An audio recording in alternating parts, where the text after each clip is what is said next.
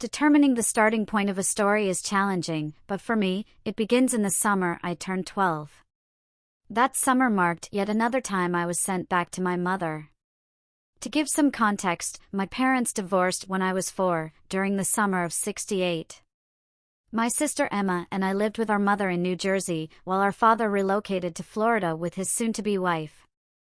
Life settled into a routine, Mom found work, and we moved into a duplex, leaving our grandparents' house. We led a typical life. Mom worked, and Emma and I went to school.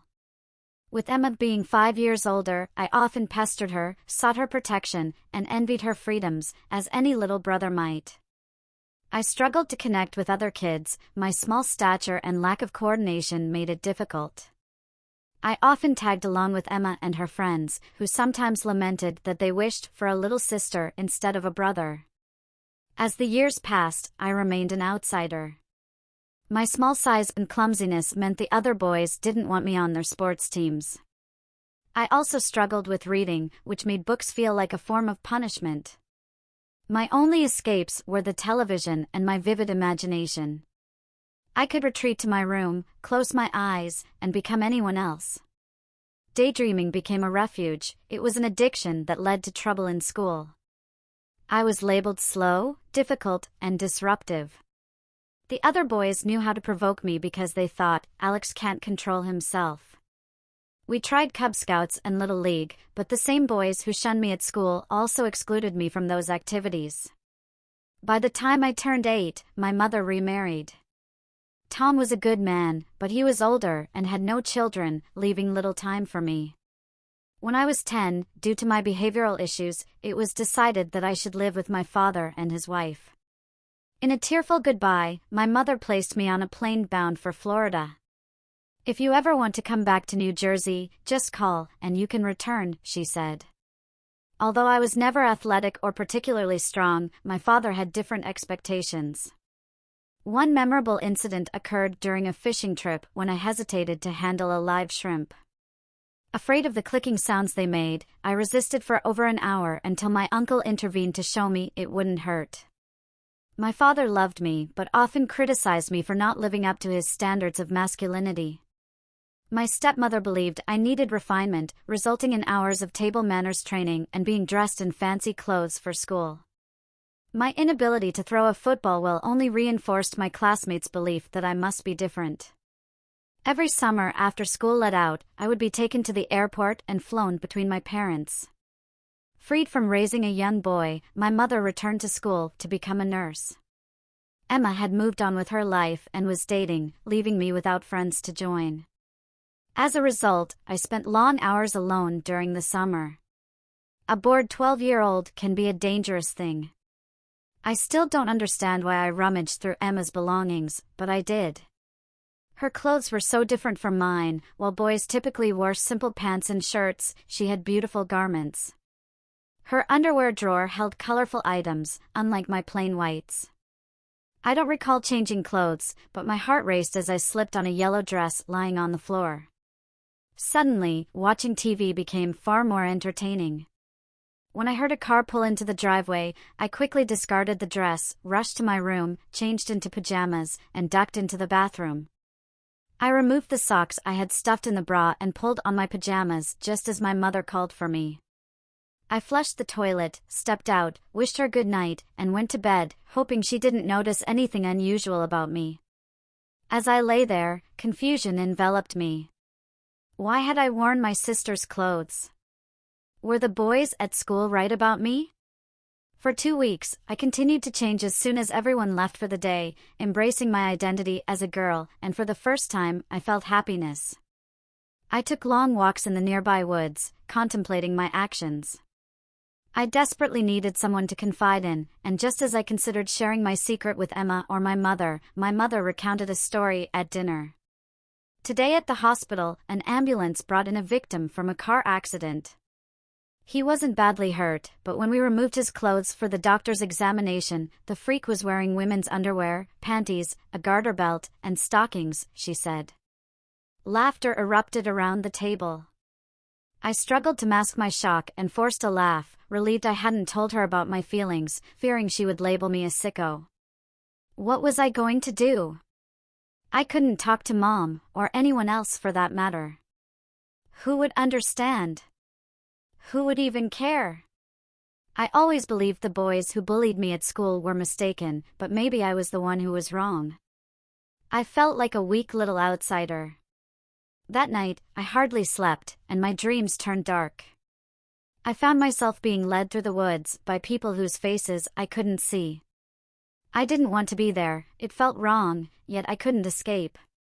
We arrived at a clearing, and suddenly one of them pulled out a knife and stabbed me in the stomach. I jolted awake, sitting upright and clutching my abdomen. I realized I had to take action, I just needed to figure out how. I didn't want to hurt myself in a way that would leave scars, so cutting my wrists was off the table. I took my sister's bike and rode 5 miles to a store we had never visited before, where I bought a bottle of sleeping pills. Back home, I poured a handful and began swallowing them. I was so agitated that my stomach couldn't handle it, and I ended up vomiting. Ashamed of my attempt, I spent the entire day crying in my room. 2 days later, I dressed in Emma's clothes again. By this time, I had crafted breasts out of tissue paper, tape, and rubber bands.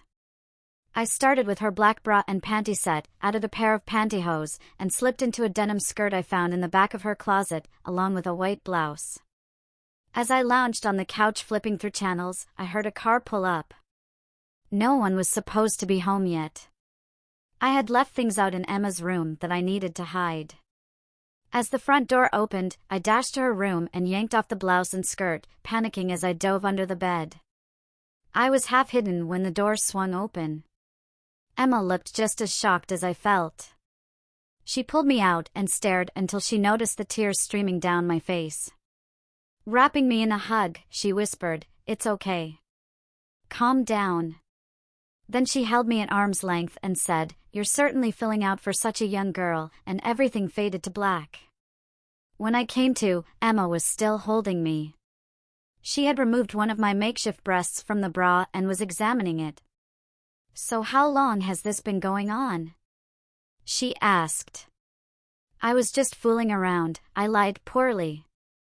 "This," she said, holding up the tissue paper breast, "doesn't look like fooling around." "A month and a half," I confessed, tears welling up again.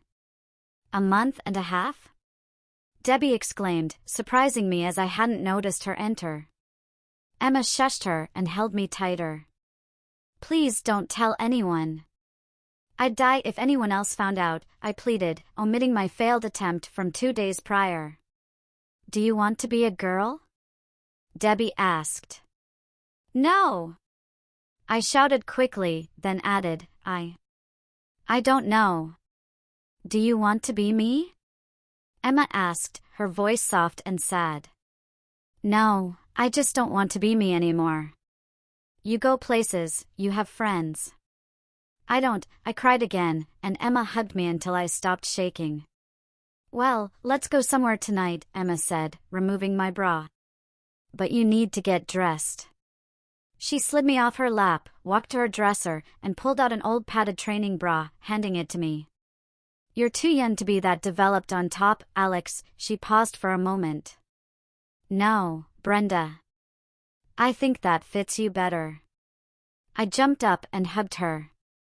Emma and Debbie began pulling clothes from the dresser, assembling an outfit of shorts and a t-shirt while telling me to remove the pantyhose.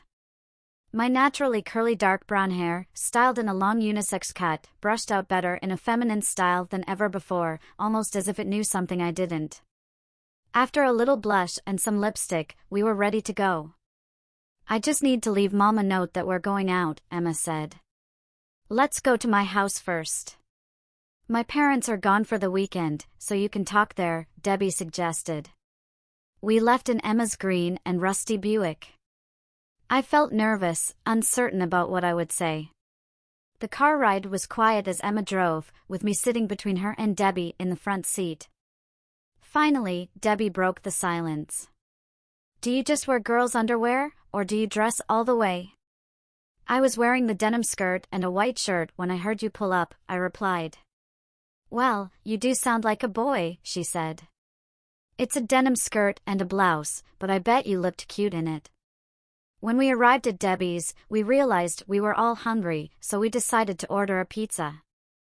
After the shock of finding me in her clothes, Emma decided to freshen up. While she was in the bathroom, Debbie led me to her room, sat me down at her vanity, and started working on my makeup. You need a little more color. Close your eyes. How did you get those long eyelashes? I wish I had them, she said as she applied eyeshadow and blush. Then, she stuffed some tissues into my bra to enhance my appearance. Now that looks much better. I opened my eyes just as Emma walked into the room. Oh my God, what have you done? She exclaimed. She's quite the looker, your little sister, Debbie said, smiling. I had to admit to myself that I looked pretty, far better than when I attempted to apply makeup on my own. All I did was add some color, the rest was there to begin with, Debbie replied. I'm not really ugly? I asked, realizing how easily others can influence your self-perception. I'd been told I was stupid and unattractive so many times that I believed nobody would ever find me appealing. No, you're beautiful, Emma insisted. Debbie rummaged through her closet and pulled out a denim skirt and a red and white blouse. Here, put this on. Have you ever tried heels? I nodded. Well, let's see how these work, she said, handing me a pair of heeled sandals. Those are 3-inch heels. You want him to break his legs? Emma protested. But while they debated, I fastened the sandals and stood up. I can walk in them, but I have to take tiny steps, see? I said, taking a few shaky steps. Emma and Debbie exchanged surprised looks. You look a little tense, but not bad. Try pointing your toes more, Emma suggested. Suddenly, the doorbell rang, and I froze in fear. Debbie hurried to answer it. It's the pizza, she called back, and we left the bedroom. As she was paying the delivery guy, he started staring at me. I blushed, and he smiled back, making me blush even harder. Emma noticed and guided me into the kitchen. What was that about? Emma asked. He was staring at me, I admitted. Well, you are cute, and you have great legs, she remarked. I felt embarrassed. I wasn't interested in guys, yet I couldn't deny I liked the way he looked at me. I guess I should have anticipated it after they called me pretty. We settled in the living room to eat, and I confessed how I began wearing Emma's clothes and how I felt more at ease in them when I was alone. Debbie picked up a camera and snapped a few pictures of me with Emma. We decided to go out, driving across town to see the new movie, Star Wars. After returning to Debbie's, I changed back into clothes that Mom would approve of before heading home. When I arrived, Mom was already packing my clothes for my return to Dad in Florida. Summer was coming to an end, and junior high loomed on the horizon, bringing new challenges and, of course, new bullies. I could hardly wait, sarcasm intended. The flight back to Miami was dull, interrupted only by a meal that resembled something once called chicken, alongside plastic green beans, Jell-O, and a nearly flat soda. Dad and Rachel, my stepmother, waited for me at the gate when the plane landed. We shared stories about how we spent our summers, and by the time we reached home, it was dark, but Dad spotted something suspicious in the bushes next door. Alex, go to my bedroom and get my .38 from under the mattress by my pillow and bring it here, Dad instructed, keeping a watchful eye on the bushes. He had told me about a robbery that occurred down the block the previous week.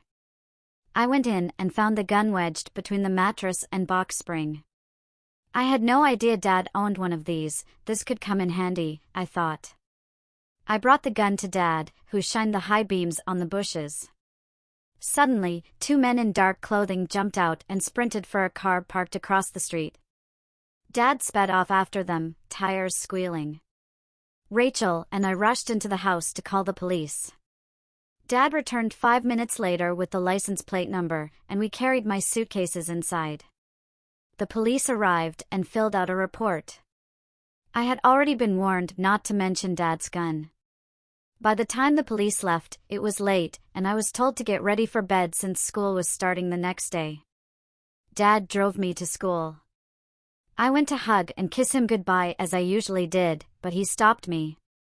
"Other people might misunderstand," he said. I walked in feeling confused. I was just overdressed. Everyone else wore jeans and t-shirts while I had a button-down shirt with a racetrack design and dress pants. I was dressed better than some of the teachers. It turned out to be a tiring day.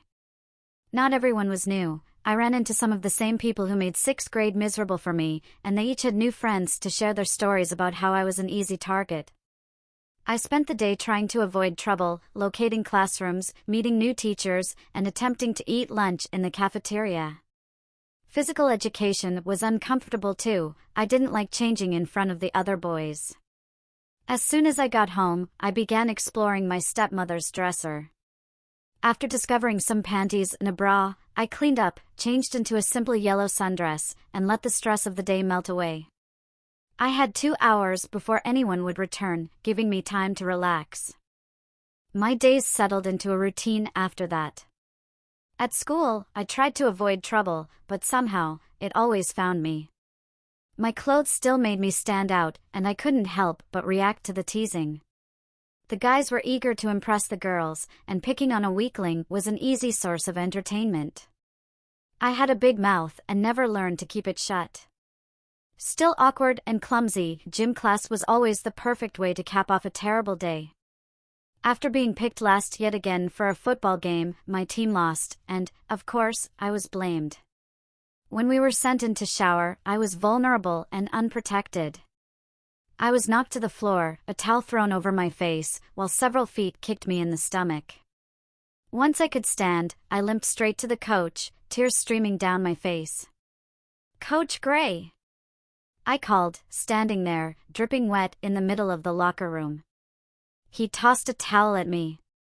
"Cover yourself up, boy," he said with disdain. "Coach, they beat me in the shower," I cried. "Who beat you?" he asked. I didn't see them when I walked into the shower. "Someone knocked me down and started kicking me in the stomach," I explained, holding my stomach and rubbing my shoulder where I had fallen. "Okay, who beat up Ryan here?" he called out with little concern. "My name is Alex," I said, realizing this was going nowhere. I saw him slip in the shower. No one was even near him, a voice in the crowd chimed in. "Just be careful and get ready for your next class," Coach Gray replied. "That's it? You're not going to do anything?" I was shocked. This isn't kindergarten. "I'm not going to wipe your nose when you fall down." "Grow up, be a man," he said as he walked away. Once he returned to his office, the laughter began. I got dressed and headed to my last class. When I retrieved my bike from the rack and started home, something felt off. About halfway home, 2 guys from my gym class jumped out of the bushes and knocked me down. Suddenly, there were 4 of them surrounding me, but this time I wasn't unarmed. I jumped to my feet and pulled the bike lock and chain from my shoulder. It was a heavy 4-foot chain with a sturdy padlock on one end, and I swung it at their heads, hoping to pay them back for what happened in the locker room. They finally backed off, and I hopped on my bike and raced home. I didn't get a chance to change before Dad got home early. I explained what happened, and he was proud that I stood up to 4 boys alone. That night, as we sat down for dinner, the phone rang. It was the principal, informing me I was being suspended for attacking 4 boys on my way home from school. The reason they backed off was that one of them spotted his mom driving up, and they claimed I attacked them. Dad insisted I would be in school the next day, and he would discuss it with the principal. The meeting in the principal's office was brief. After hearing from all 5 of us, it was decided I wouldn't be suspended. Instead, I would have to see a counselor after school to address my violent behavior. From the school's perspective, that resolved things, and I stopped showering after gym class. The counselor I had to see was nice. Barbara was pretty and easy to talk to, and she promised that everything we discussed would remain confidential. By Halloween, we had been meeting for 3 weeks, and I was starting to open up. I shared things I had never told anyone else. I explained to Barbara how I believed women were more complete than men. "What do you mean by that?" she asked. "Last weekend, I saw the movie One-on-One. It's about a college basketball player who is about to lose his scholarship. His tutor, who becomes his girlfriend, supports him and helps him succeed. The girlfriend is fine without him, but he feels lost until he finds her," I explained. We continued our discussion for the rest of the hour. The week went by like any other. When I arrived for my next appointment with Barbara, I was happy to see her. We talked a bit more about the movie. As I left with Dad, I started to consider telling Barbara about dressing in Emma's and my stepmother's clothes. Just then, Dad began asking questions he shouldn't know the answers to. "So why do you think women have it easier than men?" he asked. "I don't think they have it easier. It's just that without a woman, a guy doesn't seem complete," I quickly fabricated. I didn't want to reveal my true thoughts right then because it hit me, Barbara had lied to me. She was the only person I had ever confided in. Dad couldn't have known unless Barbara disclosed my secrets. It was just one more person I couldn't trust, and I felt alone again. The next few sessions really tested my imagination. I spun tale after tale for Barbara, refusing to trust her with anything about myself. I felt like I was drowning. I had believed Barbara was someone I could confide in, and now I felt betrayed. In my free time, I continued to dress and relax, sometimes opting just to wear Rachel's underwear. I began using socks to fill the bra cups, determined to leave as little evidence as possible. Occasionally, I would fully dress in a skirt and blouse, and with all the practice I was getting, I was improving in heels. I planned my quick changes carefully to avoid getting caught off guard again. As if that wasn't enough chaos in my life, the school decided its students needed some social interaction and planned a dance for the Friday during the Thanksgiving holiday. I was told I should attend. Rachel fussed over me, dressing me in my brown three-piece Sunday suit, and drove me to the school to spend the evening with my classmates in a social setting. I would have preferred to do homework, and I hated homework. The evening began relatively well. I drank some punch, munched on cookies, and even chatted with some nice girls, or so I thought. Then, around 9 o'clock, one of the girls slipped me a note that read, "Alex, meet me in the hall by the restrooms, signed by Chloe." Oh, Chloe, blonde, blue-eyed, and unafraid to flaunt her curves. If I had been thinking clearly, I would have stayed put, but I went out into the hall anyway. That's when it happened. As I stepped near the boys' room, the doors swung open, and a bucket flew out, drenching me. I immediately recognized that it wasn't water. My face and hair were soaked in urine, and it ran down into my shirt and jacket. I was momentarily blinded, and when my vision returned, the laughter from the cafeteria hit me like a punch to the gut. While one chaperone called my parents, another helped me rinse off the urine before escorting me to the office. My parents arrived at the school just minutes later, with Dad yelling, "What kind of school are you people running?" and Rachel staring at my soaked clothes. After Dad calmed down, they took me home and put me in the shower. After a talk with Dad, who wanted to know how I ended up in that situation, I went to bed. I tossed and turned for a while before finally drifting into a restless sleep. In my dream, I was running, but I couldn't escape the massive rat chasing me. It was as big as a small dog. I found a shovel and swung it at the rat. It stumbled but quickly shook off the blow. Gripping the shovel like a spear, I stabbed the rat in the back of its head and thought it was over. But suddenly, I was overwhelmed by thousands of rats. I sat up in bed, drenched in sweat. I couldn't sleep again, terrified that the nightmare would return. I lay awake all of Saturday night and Sunday night, too scared to close my eyes. On Monday, I had to face school again. After enduring 2 classes filled with name-calling and laughter, I couldn't take it anymore and ran home. I had reached my breaking point. I went to Dad and Rachel's bedroom, reached under the mattress by Dad's pillow, and found his .38 revolver. I pulled it from the holster, holding it in my hand, and placed the barrel against my right temple, starting to pull the trigger, then I sneezed. The gun went off, shattering the mirror on Rachel's dresser. I threw the gun onto the bed and broke down in tears. There was only one thing I could think to do: call my mom. Hello? Mom's voice sounded beautiful. Mom, I sobbed into the phone, I really need you now. I can't take it here anymore. What's going on? What's wrong? Why aren't you in school? She asked, despair evident in her voice. I left school. I picked up Dad's gun. I really need you now, I cried again. Mom finally calmed me down and promised she would come to get me that night, urging me not to do anything until she arrived. After hanging up, I left the house. I didn't have my bike because it was at school, so I walked the 10 blocks to the mall. I stayed away until 7 p.m. when I called home. Dad answered, and upon hearing my voice, he yelled, "Where are you?" "I'll be home after I find out if Mom, Tom, and Emma have arrived," I said. I went to the front of the mall, where the taxi stand was, and asked for a ride home. Emma rushed out of the house before the taxi even came to a complete stop, with Dad right behind her. I stepped from the taxi into a warm hug, feeling safe like a blanket on a cold day. Dad reached for me, but Emma positioned herself between us, protecting me. His "what was on your mind, boy?" was enough to trigger another wave of tears. Emma half-walked, half-carried me into the house, where a second pair of arms squeezed me tight. Mom held me as if I might disappear if she let go. Once I was settled on the couch, I began to share everything that had happened over the past 4 days, the dance, the nightmares, the sleepless nights, and the teasing from that day. I couldn't hold back anymore and broke down in tears again. "Why didn't you talk about these problems with Barbara?" "That's what we've been paying her for," Rachel asked.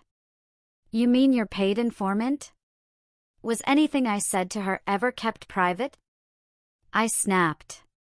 The tension escalated as my parents began yelling at each other, like divorced couples often do, blaming one another and dragging up old issues that had nothing to do with the current situation. Mom fired back, "Alex never tried to kill himself when he lived with me." I reached my breaking point and shouted, "That's enough." Taking a deep breath, I added, "I asked for you all to be here so I could be honest with you and myself for once." I started recounting last summer and the sleeping pills, with Emma's comforting presence being the only thing keeping me from completely breaking down. I could tell they were shocked because Rachel didn't interrupt at all. As Emma loosened her grip on me for a moment to grab her purse, she pulled out a photograph. When she showed it to me, I buried my face in her shoulder and hugged her tightly. It was a picture of us from last summer, the one where she had caught me. Debbie had taken it, and Emma had kept it close. She passed the photo to Mom, who shared it with the rest of the family. Exhausted, I slumped in Emma's arms and fell asleep. She laid my head in her lap while the adults retreated to the den to talk. I was the first to wake up the next morning. Trying not to disturb Emma, who was sleeping on the other half of the L-shaped couch, I quietly made my way to the kitchen for something to eat. With my head stuck in the fridge, I heard Dad behind me say, "Why don't you sit at the table, and I'll fix you some eggs?" "Thanks, I'm still a little shaky from last night." "What happened after I fell asleep?" I asked. "Your mother and I, along with Rachel and Tom, had a long talk. Emma managed to crawl out from under you just in time to join in," he said. "Where are Mom and Tom this morning?" "Sleeping in your bed. I hope you have clean sheets on it." Just then, Emma joined us. "You still snore like a buzzsaw, Alex," she joked. "Can I have some eggs too?" Dad cracked 2 more eggs into the pan. The kitchen was quiet for a while until I finally asked, "So what happens now?" "What are you going to do to me?" "We're not going to do anything to you, we're going to try to help you, whatever that looks like," Mom replied as she entered the room. It struck me then that this was the first time in 9 years that my family had been together in the same room, let alone the same state. As Tom and Rachel came into the kitchen, it began to feel crowded. Emma and I put our plates in the sink to make more room at the table. Dad scrambled the last of the eggs while I made toast, and Emma brewed coffee. Then it was time to make some decisions. I would be moving back to New Jersey to be with Mom, Tom, and Emma. Everyone felt a fresh start was best.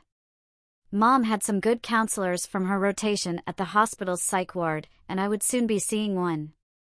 Emma said she'd help me build a wardrobe of my own if I promised to stay out of her closet.